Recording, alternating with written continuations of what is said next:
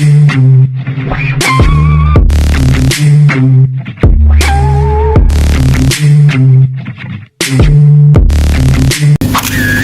mga kasgoy, magre-real talk ako, no? Kasi nasubukan na mo na ba na magmahal, no? At binigay mo lahat-lahat, pero ang ending, iiwan ka, no? Eto, totoo yan. Siguro ang una mong mahalin na kailangan lagi yung sarili mo. Parang siyempre wala naman yung pinagkaiba sa kung paano ka matuto maglakad, no? Lumangoy, tumakbo, no, magsulat, ano pa ba?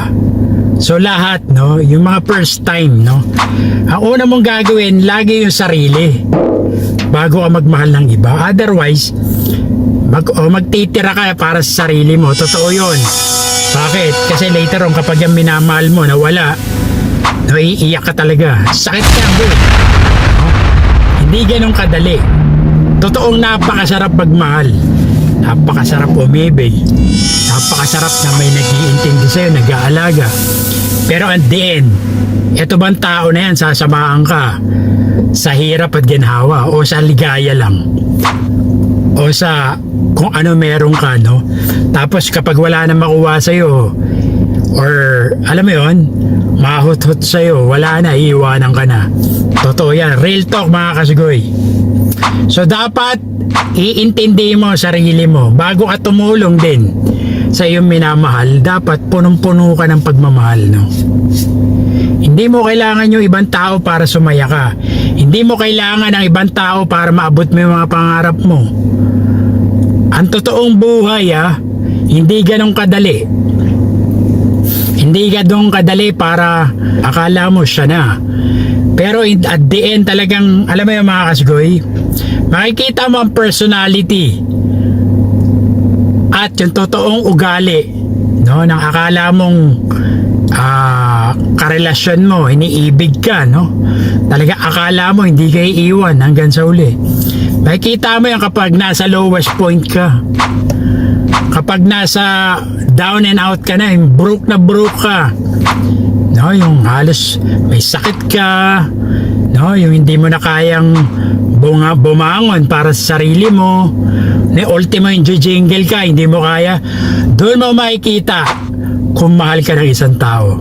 Kapag gano'n ang tao at nasubukan mo siya sa hirap, no, sa negativity ng buhay mo, yung talagang nasa lowest point of your life, still nandun pa rin siya, huwag mo nang pakawalan yan. Dahil siya yung totoong tao na magmamahal sa'yo, na hindi ka iiwanan yan hanggang sa kamatayan. Totoo yun, meron talaga. But kumbaga once in a blue moon, no?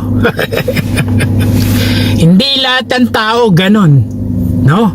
Yung talagang lalaban sa'yo, ipaglalaban ka ng patayan, hindi lahat. So unang-unang gawin mo mga kasgoy, kailangan pagyamanin mo sarili mo.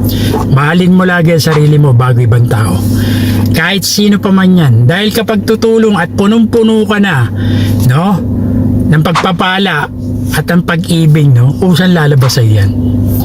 That's the only time na magse-share ka na sa tao.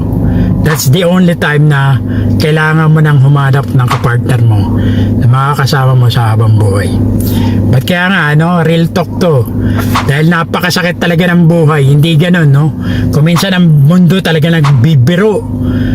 Totoo yan. Kung minsan ang saklap na nangyayari sa buhay mo, yung talagang ano ba to, puro negative na to, puro kamala mo, puro kamalasan na yung nangyayari sa buhay mo. But at the end, lesson to learn yan, no? So you have to surpass those journeys, no? So you have to surpass those trials and difficulties for you to learn. No, yan lang mga kasgoy, no? Dahil sa mga pagkakamali na yan, dahil sa mga pagsubok na yan mga kasgoy, matututo tayo at titibay tayo, no? Dahil doon maaabot natin ang mga pangarap natin at yung minimiti mong tao na para sa iyo ay darating sa buhay mo yan. So yun lang mga kasgoy, no? Comment down below. Muli po, ito po si Cesar Castillo Jr. nagsabing tirahin mo na yan.